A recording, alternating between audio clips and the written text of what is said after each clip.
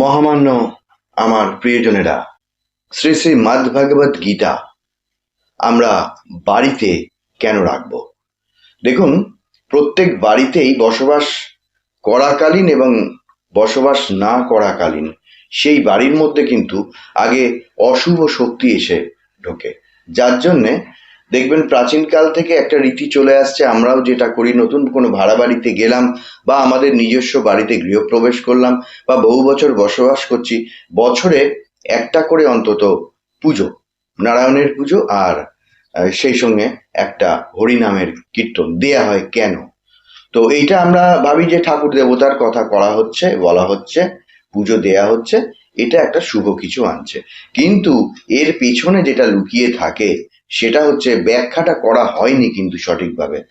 আমাদের সংসারে অনেক কিছু অশুভ এবং নেগেটিভ ওয়েভ কাজ করে, এলিমেন্টস কাজ করে, সেইগুলো থেকে আমাদের কিন্তু উন্নতি তো আটকে থাকেই। উন্নতি হচ্ছে কিন্তু যতটা প্রতিভা, যতটা হওয়ার কথা ততটা হয় না।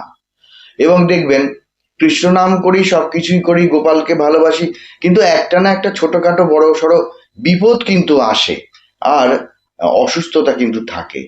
আর এখন সেভাবে আর কৃষ্ণের সেবা করতে পারি না, কারণ শরীরটা এখন আর ভালো নেই। এইটা হচ্ছে কি, দেখুন, ব্যাড এলিমেন্টস যে অশুভ যা, তাও কৃষ্ণের, শুভ যা, তাও কৃষ্ণের। সেই জন্য কৃষ্ণ অশুভকে আমাদের বধ করে দিতে পারেন না। অশুভ শক্তিও তার সন্তান, শুভ শক্তিও তার সন্তান। এটা কিন্তু ভাইটাল বিষয়। ফিরে আসছি শ্রী শ্রী মদ্ভাগবত গীতায়। বাড়িতে কিন্তু একটা গীতা মাস্ট রাখবেন, যারা কৃষ্ণকে ভালোবাসেন, রাধারানী গোপালকে ভালোবাসেন। আর যখনই বাড়িতে এই কৃষ্ণ বলে আপনি ধরুন, হে কৃষ্ণ করুণা সিন্ধু দীনবন্ধু জগৎপতে গোপেশ গোপিকা কান্ত রাধা কান্ত নমস্তুতে, এই যে বললেন, এটা কিন্তু কৃষ্ণের মন্ত্র বললেন। একা কৃষ্ণকে কখনো স্তব করে শেষ করবেন না। তার কৃষ্ণ মন্ত্র বললে সঙ্গে সঙ্গে কিন্তু রাধিকার অন্তত নামটুকু করতে হবে বা স্তবটুকু করতে হবে। নবীনাং হেম গৌরাঙ্গিং পূর্ণানন্দবতীং সতীম বৃষভানুসুতাং দেবী বন্দে রাধা জগৎ প্রসম। তো এইটা কিন্তু করতে হবে, রাধারানীর নামটাও করতে হবে। তো আমি একটা ভিডিও বলেছিলাম, জয় শ্রীকৃষ্ণ, জয় রাধারানী, জয় গোপাল, একসঙ্গে বলবেন। কিন্তু এটা আমি বলছি, বাড়িতে একটা গীতা রাখতে হবে মাস্ট। আর সংস্কৃত উচ্চারণটা পাঠ করবেন না, কারণ আমরা একটা স্যাটিসফ্যাকশনে রোজ এক পাতা করে গীতা পাঠ করুন রোজ, এবং সেটা বাংলা যে তর্জমা করা আছে সেটাই পড়বেন। কারণ সংস্কৃতটা পড়লে আমাদের স্যাটিসফ্যাকশনে আমি সংস্কৃত উচ্চারণ করলাম, পুরো মানে কিন্তু আমরা বুঝতে পারি না। সেই জন্যে যারা বুঝতে পারেন তারা পাঠ করবেন, আর যারা বুঝতে পারেন না, বাংলা অনুবাদটুকু পাঠ করবেন রোজ এক পাতা করে। এতে কি হবে? দুটো জিনিস বলছি, এতে কি হবে, আর গীতাটা আমাদের গৃহে মাস্ট রাখবেন, এবং সঠিক স্থান কোনটা, যেখানে রাখলে আমাদের জিরো থেকে আমরা হিরো হয়ে যেতে পারি। হচ্ছে না, হচ্ছে না, অনেক কিছু কিন্তু আছে। কৃষ্ণ ভক্তদের তো আরো বেশি করে দুঃখ দুর্দশা আসে। কেন বলুন তো? শ্রীকৃষ্ণকে কিন্তু সবাই ত্রাহিমাং ত্রাহিমাং মধুসূদন, সকলেই শ্রীকৃষ্ণকে ডাকেন, আমার এই বিপদ তুমি এই করো। শ্রীকৃষ্ণ তো সেটা ঘাড়ে নিচ্ছেন। শ্রীকৃষ্ণর অঙ্গস্বরূপ যে সমস্ত আমরা ভক্ত সন্তান, সেগুলো তো আমাদের উপরও বর্তায়, সেগুলো তো আমাদের উপর বর্তায়, আমাদের নিতে হয়।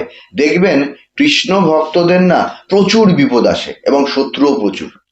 আপনি নিপাট ভালো মানুষ, আপনি চাকরি বাকরি করেন, ব্যবসা করেন, আপনি সন্ধ্যাবেলায় একটুখানি হয়তো হরিনাম করেন, কি জপ করেন, কৃষ্ণ নাম রাধা নাম করেন, গোপাল সেবা করেন, আপনার কেন এত শত্রু আর কেন এত ঝঞ্ঝাট হয়? এই জন্যই হয়।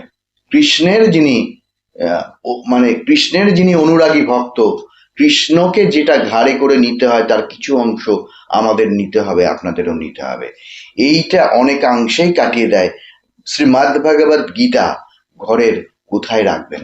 একটা নির্দিষ্ট স্থানে। ধরুন আপনার বাড়িতে একটা আলাদা ঠাকুর ঘর আছে, বা নেই, একটা ঘর বা দুটো ঘর, আপনি তো ঠাকুরের আসনটাকে রাখছেন, গোপালের আসনটাকে রাখছেন।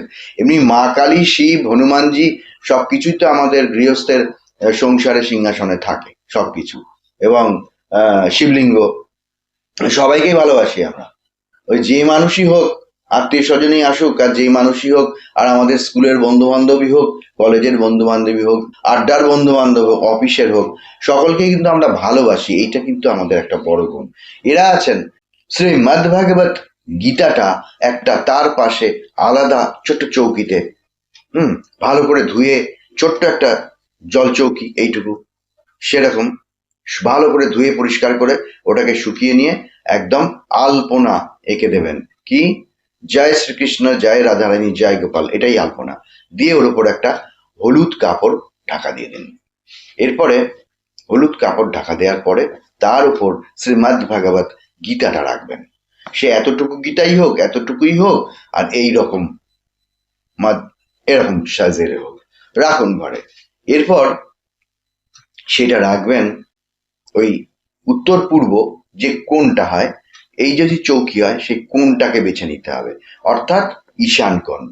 তো এইভাবে রাখলে হয় কি, ঘরের যত নেগেটিভ ওয়েভ আছে সেগুলো চলে যায়। এই যে আমাদের রোগ ব্যাধি ছেড়ে যাচ্ছে না, আমাদের ঘরে কিছু অশান্তি লেগে থাকে, মানুষগুলো সব ভালো, একটা কিসে যেন সবাই জড়িয়ে পড়ে, হইচই হচ্ছে, কথা মনোমালিন্য হচ্ছে, বাঘ বিতণ্ডা হচ্ছে, দূরতেরই কথা বলবো না, প্রিয়জনের সঙ্গে কিন্তু এটা হয়। এতে হয় কি, আমাদের টয়লেটে বলুন, রান্নাঘরে বলুন, আমাদের ডাইনিংয়ে, খাওয়ার বাসনে এঁটো কাটা, ঝাঁট দেয়া, মোছা, এই সবের মধ্যে এবং চটি জুতো রাখা একটা সিস্টেমেটিক ওয়েতে সাজিয়ে রাখতে হবে।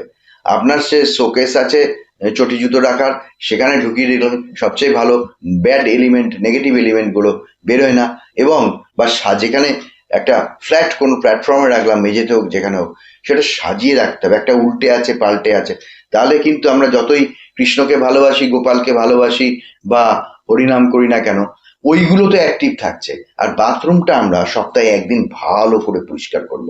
অনেকে রোজ করেন, রোজ করার দরকার হয় না, সপ্তাহে একটা দিন ভালো করে পরিষ্কার করবেন, টয়লেটটা ভালো করে পরিষ্কার করবেন, আর সুগন্ধি কিছু রেখে দেবেন, যেটার থেকে নেগেটিভ ওয়েভগুলো কিন্তু পালিয়ে যায়।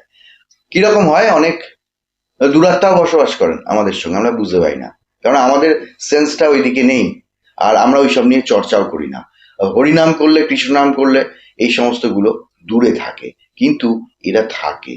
তাই শ্রীমদ্ ভাগবত গীতাকে রেখে আবার একটা পৃষ্ঠা করে যদি আমরা রোজ পাঠ করি এবং একটু 5টা মিনিট একটু হরিনাম করলাম, হরে কৃষ্ণ কৃষ্ণ কৃষ্ণ হরে হরে, এইভাবে সুর করে করবেন, দেখবেন নিজেকে আপনি ইনফ্লুয়েন্সড হবেন, আপনার মধ্যে একটা শক্তি আসবে। হরে রাম রাম রাম হরে হরে, সুর করে করুন। হরে কৃষ্ণ কৃষ্ণ কৃষ্ণ হরে হরে, হরে রাম রাম রাম হরে হরে। এইভাবে হরে কৃষ্ণ কৃষ্ণ কৃষ্ণ হরে হরে, এইভাবে করতে তন্ময় হয়ে যাবেন। আরে একটা পৃষ্ঠা করে গীতা পাঠ করুন। আমি যে কথাটা বললাম, একদিন করুন, একদিন দেখবেন তার পরের দিন যেটা আসবে কোনো মিথ্যাচার নয়, কৃষ্ণ রাধা গোপালকে নিয়ে কোনো মিথ্যাচার নয়, মাদ ভাগবত গীতাকে নিয়ে বা শ্রীমদ্ ভাগবতকে নিয়ে কোনো মিথ্যাচার নয়। এমনি বা মিথ্যাচার করব কেন? আমরা মজা করে অনেক সময় অনেক কিছু বলি, সেটা অমুক আসছে তমুক আসছে, এইটা হবে, হ্যাঁ হ্যাঁ আমি জানি, ওগুলো কিন্তু সেটা মজা, ওগুলোর দ্বারা আমাদের কোনো পাপের সৃষ্টি হয় না।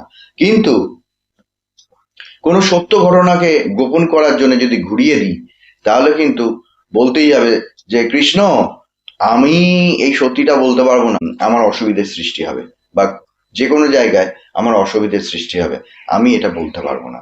সেই জন্যে আমি কিন্তু এইভাবে বলবো, তুমি এটা ম্যানেজ করো, এই যা কিছু হবে সব তোমার ঘাড়ে নাও, আমি কিন্তু এই কথাটা বলবো।